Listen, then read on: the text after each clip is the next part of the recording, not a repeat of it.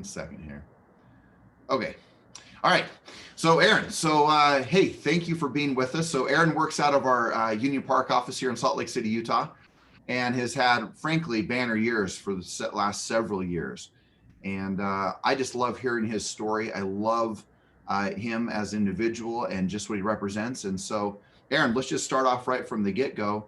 Just tell me just a little bit about yourself, or tell us a little bit about yourself. Who are you? Where'd you grow up? Tell us a little bit about you and your family situation, and then we'll go from there.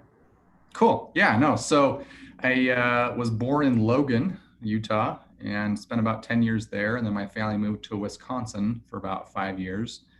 And then we moved back to Utah and spent my high school days in Kaysville. So graduated as a Davis Dart. Proud of that. But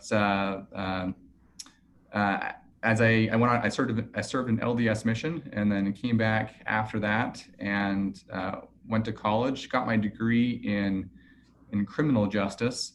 So my goal was to eventually go federal, like the DEA or the FBI. Eventually ended up starting to try to figure out a path to get to that point. And so went through a number of different, I did an internship with adult probation and parole. I did sponsor myself to go through the police academy and try to get into the police force, and had a tough go at it. It was during the Great Recession, and so had a good friend of mine, Austin Kales, who reached out and asked if I wanted to be part of his team and do the real estate thing, and I said, no, I don't want to.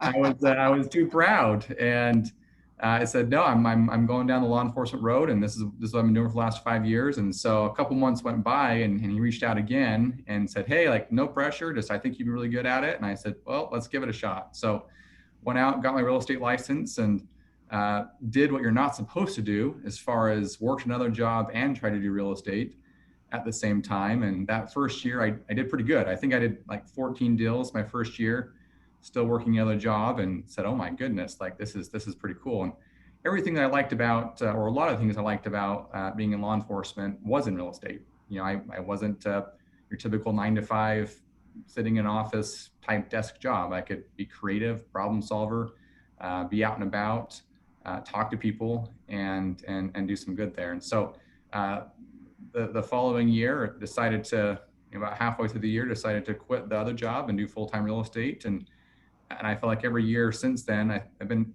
an agent for about 8 years now. And so every year since then, I've really either grown from doing more transactions, making more money, doing, just becoming a better person. And so all in all out, it's been a good road. That's awesome. So that's crazy. It's been 8 years. Yeah. That is nuts. Holy cow. I can't even believe it's been that long. All right, cool. Well, and then today, right? I mean, just to give you guys perspective, I mean, this is a guy making $300,000-$400,000 a year, and I love watching just your journey. But one of the most important things that I've watched you do, Aaron, is talk a little bit about the beginnings of your career. And what I mean by that is two things. One, how important a team has been for you and being on a team.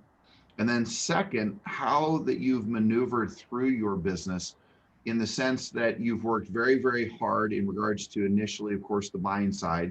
And then as we've sat down, you've transitioned to where you have a really good balance between the buying side of this business and the listing side of this business. And we'll get into that in a moment. But so talk about your experience of being on a team. Number two, talk about how you've transitioned your business from what it was in the beginning to what it is today. Yeah. So, I mean, like I said, with my story, I had zero real estate background experience coming into this. And so when I got my license, I remember some of the teachers saying, hey, you need to go out and interview different brokerages and, be asking them questions. And the fact of the matter was, I didn't even know what questions to ask. Sure. And so when Austin reached out, and again, I've known Austin for a lot of years prior to getting into real estate. And so I trusted his opinion quite a bit there. And so we relied on, hey, like Austin, hey, obviously, you want me to come join you, but what other questions can I be asking other brokerages or other individuals around that would be good, so I can make sure I'm making the best decision there? And he gave me some good advice, some sound advice. And so I went around, and I just felt the most comfortable joining a team. And I felt like, hey, I needed someone. That's interesting. You still, even though as close as you and Austin were, I did not know this. You Yeah, went out and looked at different things then. I did. Yeah. So, I Interesting. mean, my personality is not to just take, one person's individual's advice. I Right. really like to get a whole and gather as much information as I can. So very similar to what we do with our own clients in real estate, right? Provide information so they can make the best possible educated decision at that point in time.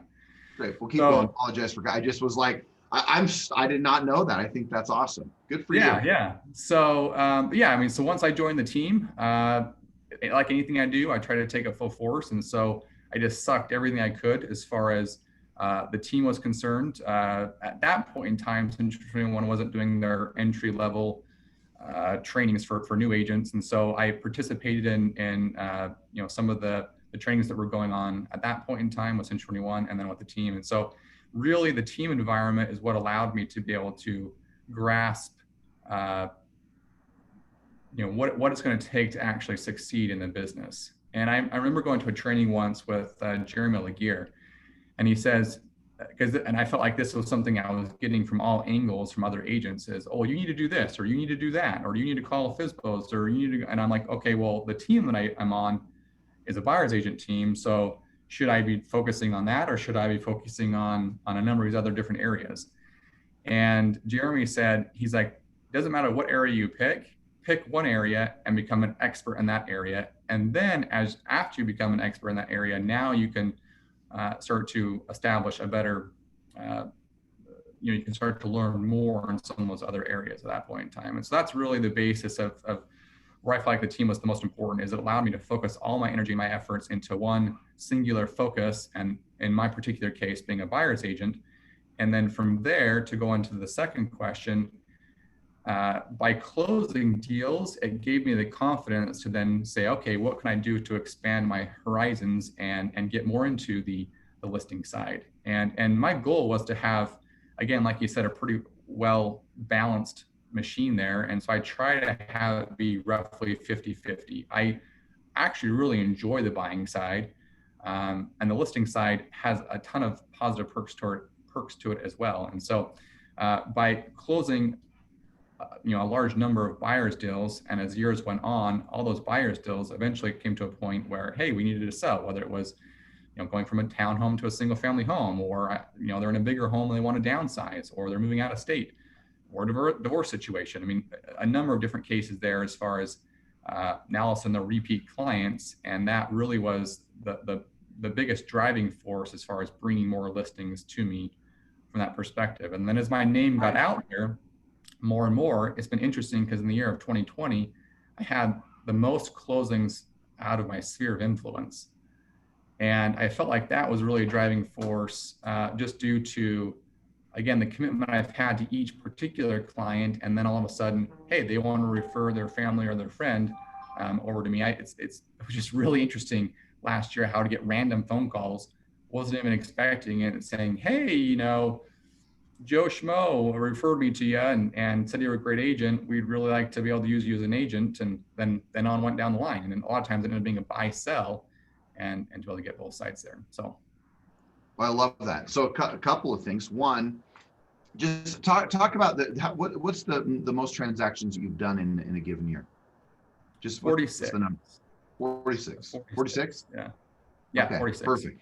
And I remember when you really made that transition started to occur, and it sounds to me like it was just a natural process, but there's something very important here, is that I know that so many agents are still selling homes. And if you look at the Zillows of the world, the aggregators of the world, those who are driving things online, the thing that's so important for us right now, everybody, I hope everyone's listening this closely, is that there's no way that you got that type of return working with the buyers that you had worked with. One, if you weren't exceptionally good at what you were doing and there was a good relationship there. But second is that you had to facilitate a relationship long-term with your sphere. So whether that be a mailing, an emailing, a phone call, a text, but some level of connection that continued to occur to craft and create that relationship.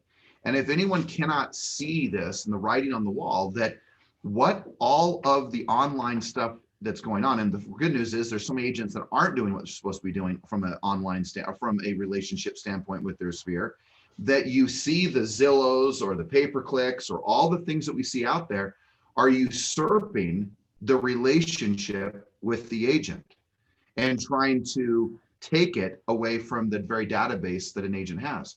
So just remember, I hope everyone listening really, really hears that the single most important asset that you're going to build in this industry is going to be your ability to craft and to create an incredible relationship with your database, your sphere of influence, whatever you want to call it, because long term it's going to be so important to you.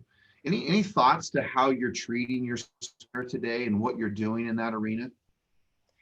Oh, I think it's like the most crucial thing, like you touched on.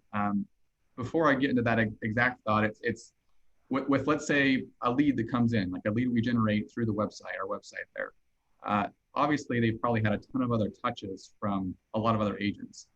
This may be bad to say, but I actually love trying to steal a client from another agent, whether they didn't get a buyer broker or they just didn't do the service that needed to be done. It's really fun. I could share a number of stories of just different occasions where, a buyer's gone out with a number of different agents, one at a time, or has been working with an agent for a month, but never was found a buyer broker signed, and is frustrated because of the marketplace, and they just don't feel like there's a strategy out there. And so being able to, again, come in and have the knowledge base to be able to say, hey, look, like, in my opinion, this is the way it should work. And it's just interesting as to how people gravitate towards that when you really are being a true leader and are providing that. But to give your answer for the SOI, there are a number of things I do. So I send out flyers. They're called sensations. And so a lot of them just are food recipes on the back of them, but it has a picture of myself and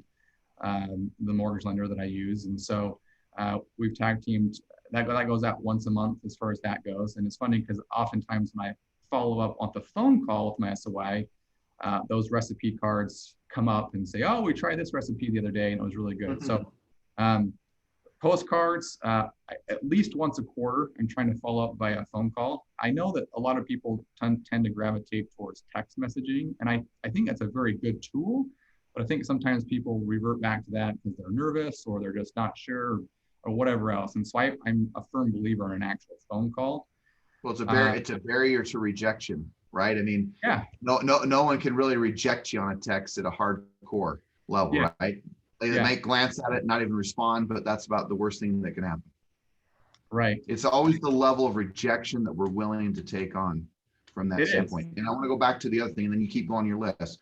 You talked about the recipe cards, but I've had a really strong statement over these years that, I think you'll agree with this, Aaron, and that is that consistency is far more important than the content in which you share, right? If it was the recipe card, or if it was your newsletter, or if it was a generic postcard or a full-blown letter to them, the reality is it's the consistency and their presence that you're there in the market. And I always say this to people, look, if people are asking you, are you still in real estate? There's a real problem with the consistency.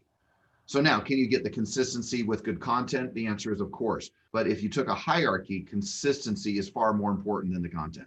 So, all right, so you're mailing, you're calling, right? And you're saying, hey, that's a lot better to do than just the texting. So keep going with what else you're doing on your sphere. So as a team, we do 2 or 3 client appreciation nights a year. And obviously that posed some challenging ideas as to what we could do last year and probably going to this year, but we still were able to get a few of those put together. And so again, we really feel like that's a really good ice-breaking point, that if I've called, let's say, a particular SOI a number of times throughout the year, haven't been able to get in touch, and well, maybe they're ignoring my call because I think all I'm going to do is ask for their business or someone else's business. The client appreciation night, this is a soft icebreaker to say, hey, look, like, nothing about real estate today. We simply just want to get together and have a good time. And in our minds, it's just a way to help them remember, hey, we are in real estate, even if we didn't directly talk about that. So client appreciation nights. And then, let's see, Oh, we send out quarterly emails as well. So our team sends those out. So we have a number of different touches that we do. And I'd point out that it really doesn't matter what you do, but I would 1000% agree with what you said, George, as far as consistency is concerned. Like whatever you do, just be consistent with it, because I think where agents fail is okay, I'm going to be really consistent for a month, and then all of a sudden they fall off the face of the planet for 2 weeks. And even a week or 2 weeks of falling off the face of the planet, it's going to take an additional 30 or 60 days just to get back to where you were before. So it's interesting how you can put a ton of time and energy into being consistent, and it takes so little time to have everything fall apart. Right. Let's switch gears just a little bit from the standpoint of the sphere. So here you are, 8 years into the business. You've been on a team. You've sold 46 homes per year. You have a handful of deals, of course. A large a portion of the business you're doing is coming from your sphere. What's the importance today? I mean, the obvious is that a newer agent can see, it's kind of obvious to see why a team. But why does Aaron Christensen today stay on a team with selling 40 plus homes a year? What's the importance of it for you? Why do you stay on it? Why do you see the benefit of it? Because I think there's sometimes where people, they have a little bit of success and they go, oh my gosh, I got to go do this stuff. And we have a number of people who are on teams, and there's a number of people who aren't. But speak to the fact as to why you remain on a team and the importance of that to you, because I know there's some importance to that. No, that's a great question. I mean, first and foremost, I evaluate being on a team probably every 6 to 12 months. And my biggest thing is, am I growing? Am I learning, right? Am I improving every month, every 6 months, every quarter, every year, right? And to answer that question, I feel like, yes, I am. So over the years, it's kind of changed as far as the value or what I get out of a team. In the beginning, obviously, it was, well, how do I do this? How do I run my business? How do I get new clients? And then it transitioned into, okay, how can I keep that consistency? And now it's transitioned into more of a leadership role where both Austin and myself help continue to train other new agents on that team or on the team. And so that's one aspect. The other aspect is surrounding myself with people that have very similar goals and mindsets that I do. So in our area over there, the two big teams are Austin Kells' team and Dave Parker's team. And both Austin and Dave are huge into trying to find other types of investment properties. And so I get value from being able to sit in a room at 7 o'clock at night, and there's an Austin and a Dave and a Phil Harvey that are sitting there having some really cool discussions about other types of real estate that isn't necessarily related to buying and selling. And so for me personally, I get a number of different avenues of resources besides just the basic buying and selling. So for everybody, it can be different. And this is just the road that I've taken. And again, I evaluate every 6 to 12 months and make sure that I am on that path. And then I talk, right? I have conversations with Austin or Dave or, continuing to talk with you, George, or Jeremy, and making sure that I'm not just staying stagnant, that I am improving, I'm growing. Because like we always talk about, you can't stay stagnant. You're either going up or you're going down. And I want to make sure that I'm going up because the game of real estate has provided me financial fortitude and flexibility that I don't feel like any other business could have given me. And so that's what I'm always striving for. Love it, Aaron. Well said. Well said. And I would speak to the fact of, just to your point, that a common group of individuals doing a common thing. And I've said this for years, is that ordinary people doing ordinary things consistently creates an extraordinary individual or an extraordinary experience, but truly we become extraordinary with that consistency, which I've always found that the team environment really elevates and pushes up the consistency of what we're doing. And I love the fact of, just to your point, of the growth and the advancement to your well-being and to your leadership, to your success, to your economics, all of it going that direction. So good to hear. So what would you say to the agent? Now, whether it doesn't, frankly, in this scenario, it doesn't matter whether they're on a team or not on a team. How are you dealing And what counsel would you give to an agent of today's marketplace? You take Salt Lake County, there's less than 700 homes on the marketplace, right? Or of single family residences, certainly not including new construction and things of that sort. So we're talking existing homes. But you start looking at the lack of inventory, and that's a challenge specifically for our folks in Utah and of course our folks in California. How are you dealing with that, with not only the multiple offer situation, how are you dealing with it mentally? How are you just dealing with the market and the condition that it's in today?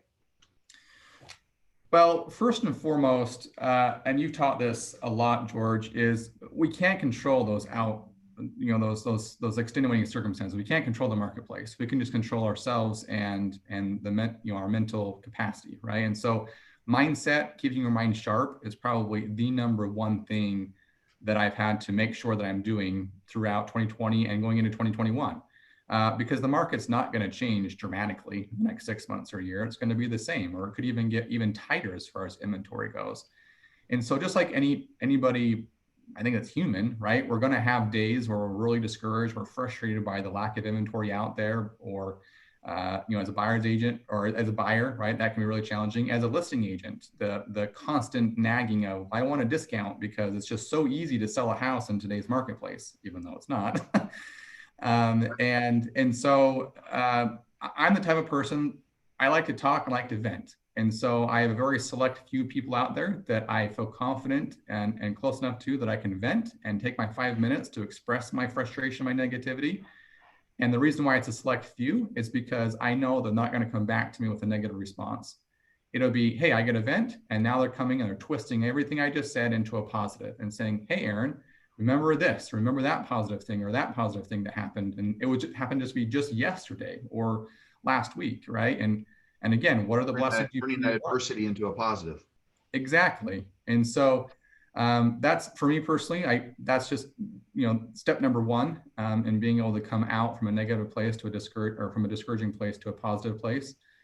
And then who you surround yourself with.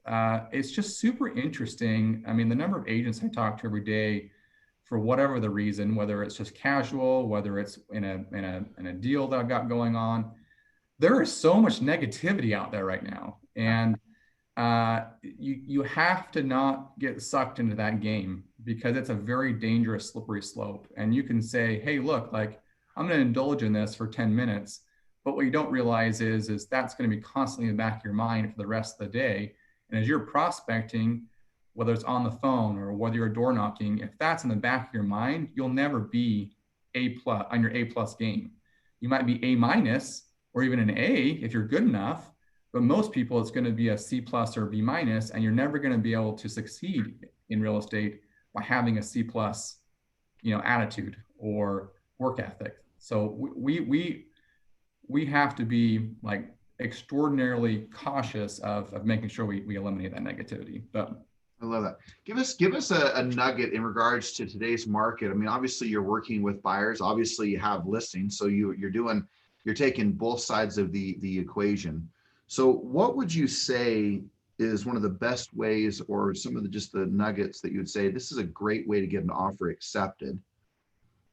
From that standpoint, if you're on the buying side, and you've certainly seen it on the listing side with your listing. So right now, with all the many agents that are working with buyers that are struggling to find that piece of property, or when they do find it, there's 10, 15, 20. I mean, I just talked to an agent that had 40 offers, and the home went for $30,000 above ask price. And it was a $350,000 home. So we're not talking about luxury homes going above 30 grand. We're talking about the everyday home going, 30, 40, $50,000 above ask price.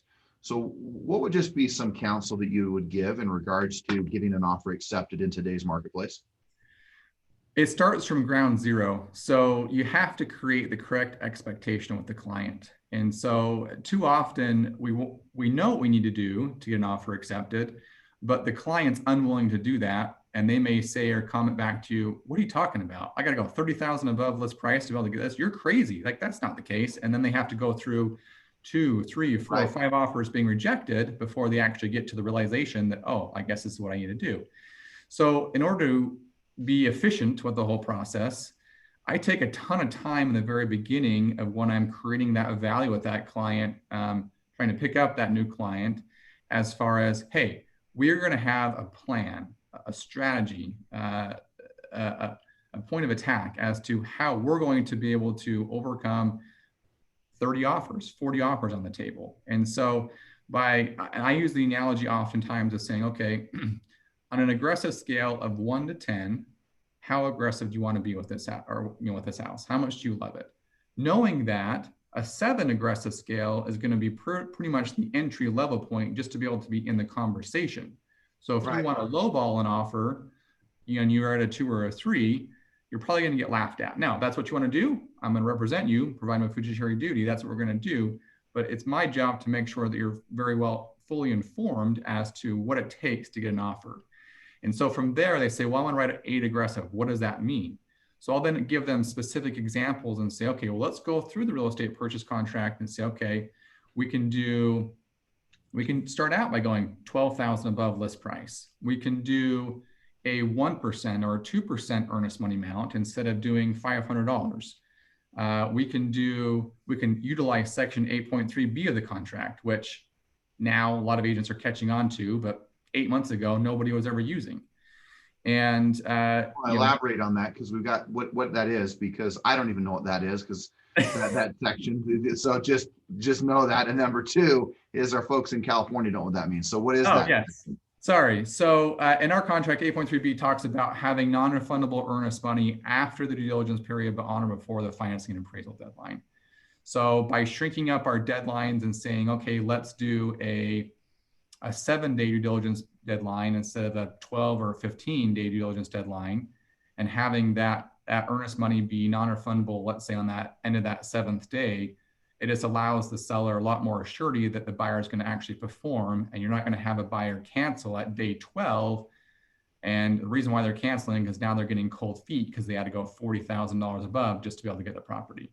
Gotcha. So, just being able to come up with a plan of attack. I mean, we could talk for an hour as far as different ideas as to what you could do to make your offer stronger than another offer that's there. But I feel like just making sure that the buyer understands, and then that way, we wrote an 8 aggressive offer. We went up against 30 offers and we didn't get it. The client's they're frustrated, but they're not mad at me, right? And that's because I've been able to create the expectation that, hey, look, we went in full force. This was as aggressive as you were going to get, knowing that, hey, if I would have paid $100 more for the property, I would have felt like I was overpaying for it. And so now we can move on to the next one, and they might, psychologically realize, hey, look, I'm gonna have to be more aggressive in order to get that next one by that point in time. So again, it's a plan of attack. Okay. So with that, just what I'm hearing, I hope everyone's hearing this, and that is, and sometimes I'll call this future pacing, right? You said setting the expectations so that there's no surprises. And I sometimes wonder, from a listing standpoint, what are we saying to someone in regards to is their home and what should they expect in good markets and bad markets? When markets aren't so great, you're going to expect that they're going to ask for closing costs. When markets are like they are today, pretty tough to get the closing costs in there. I mean, it just setting the right expectation and pacing the future makes not only their life better, but you as an agent a heck of a lot better, right? A lot easier. So I'm always fascinated how fast the time flies. So here we go. So we got 2 minutes. Actually, we got 1 minute. Give us just your last counsel. What would you like to share with the group? What would be any lasting or last thoughts in regards to helping an agent, helping anybody succeed? Anything that you want them to be aware of or something to think about, consider? What would you share last with us? So real estate's hard.